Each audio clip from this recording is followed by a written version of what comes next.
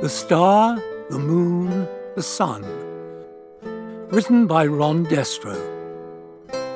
Read by Derek Jacobi.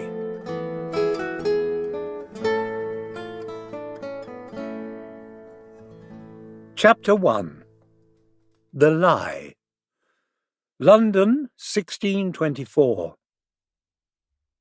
I never dreamt this would turn out to be the strange tale of mine own death. I wished it was somebody else's, but tales don't always live up to our dreams. They just exist for the telling, and so here it is, mine. It was a confused muddle in my sleep that night, filled with all the bits and bottles I had discovered over the past fortnight. A mix of notable nobles and beef-witted knaves. The places travelled betwixt Biggleswade and Buddlesford, between Paris and Padua. It was like a fever dream I dreamt. Young Will, pursued by Anne Hathaway, with hair flying this away and that away. The search for a star, and a boy with a borrowed name. I woke on a dark dawn, glad that dream was over. But I woke to a worse dream, lying on that stinking jail cell floor. Me, as innocent as a newborn babe from Bingley, thinking thoughts over and again. I thought on the day when my dear friend Nicholas would sure come find me and take me out of this hole. I thought of my precious Peg, whose portly prettiness I longed to embrace, to be held, even to be knocked across the noggin, for I knew I had yet to win her over with my charms. I thought of our dear old drink, as it had been 15 torturous days since last I tasted a drop of ale, or scribbled a line of verse into my book. But what would I scribble if I could? That maybe everything I learnt was a lie. I also thought on the man who led us all to these our fates, our dear poet Willie, who had yet to be revenged. And I fear to say, must admit 'tis true, I finally thought about quitting hope. And I almost had, when I heard the jailer's key twisting round that scratchy latch, as at last he had come for me. At last I was found. Behind my big swag-bellied bailiff, Nicholas North stood. Uneasy stood, I might add, to paint the full Caravaggio. In all his 30 years, the printer had never faced such a challenge as this. His hand shook at his side, whilst he tried not to draw notice to what mischief he held there. The encouraging glove of his Honourable, the very Baron himself, patted his back, near thrusting Nick toward me, giving him, I suppose, the needed strength to perform his task, as my jailer stepped aside with the mumble, "You've a visitor."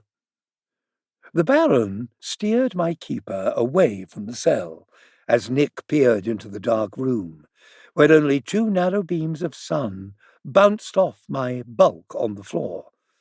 There was I, the friend he'd been searching for these past 2 weeks, old Arthur Taverner, looking older, since I was thrown in here, than my 60 years should tell, no doubt appearing as the sorrowful, rounded man of little means, thrust upon hard times so long ago. My rosy nose telling my love of drink. I know that is how I appear. I am not shamed. I am just a man, take me all in all, and 'tis a good thing too, for the more a man knows how another views him, the more he may refine what good there is within him, and rid what ills should be without him. At seeing Nick's figure in the threshold, I knew it was he at the first, even in the darkness, for I've always noted in him something quite unmistakable. Not just his tall and comely feature, but something rather special.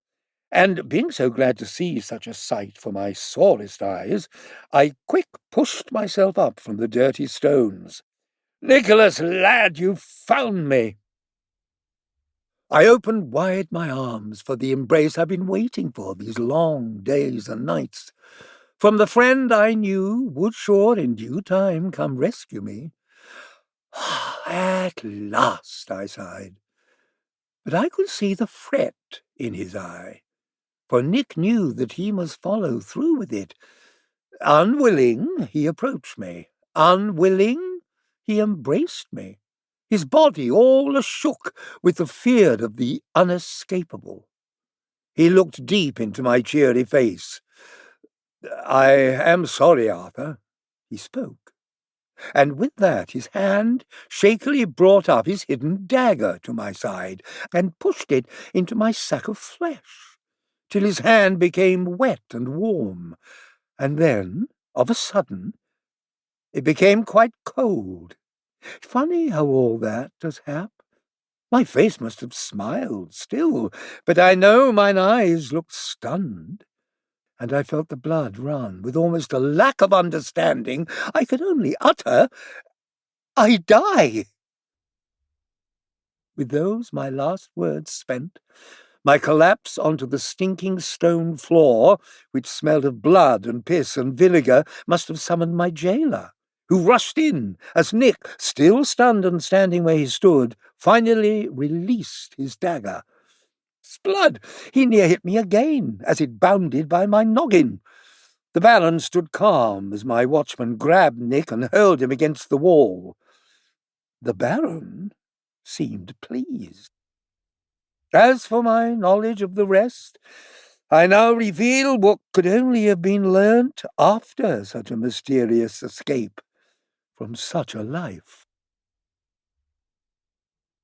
Later that night, Nick peered through the rusty bars of his own stinking cell. He'd been watching the 6 workmen in the yard below, as they laboured to build a scaffold fit to hang a man. It would have been my final resting place, but now 'twould be his. He watched a fellow with a torch light his way across the yard, passing the lane where, toward the end of it, stood the dark playhouse. He marvelled at how a place so merry by the sun could look so doomed under the moon. A cold wind hit his face and made him quake. He turned toward the darkness of the walls within, where he could not tell the stones and the lime that gripped them tight. He thought on how all this should play out, of the many players in his story, who were lost to him now, who had become mere shadows in a mask, formed so many years ago, formed on that final night of his childhood, when he was but 9, on the night of his father's doom.